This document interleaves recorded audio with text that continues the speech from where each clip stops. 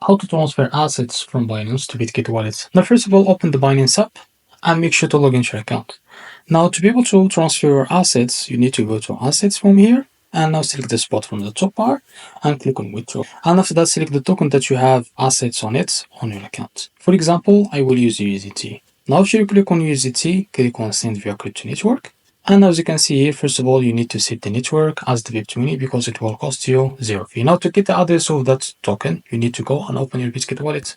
Now, after you open your Bitget wallet, how to get withdrawal address of that token? Now, by going to wallets, and now, first of all, set the network as the BNB chain because we set the network as the BIP20 on the Bitget, on the Binance. Now, after that, select your token from here. In this case, it will be USDT. Now, after you tap on it, how to get to withdrawal address? Just by clicking on receive.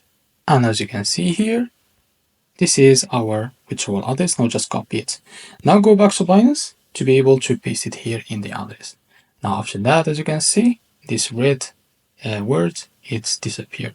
Now after that, you can type the amount that you want to transfer and now click on withdraw. In about a few seconds to about a few minutes, you will be able to receive the assets from your Binance account to Bitget wallet.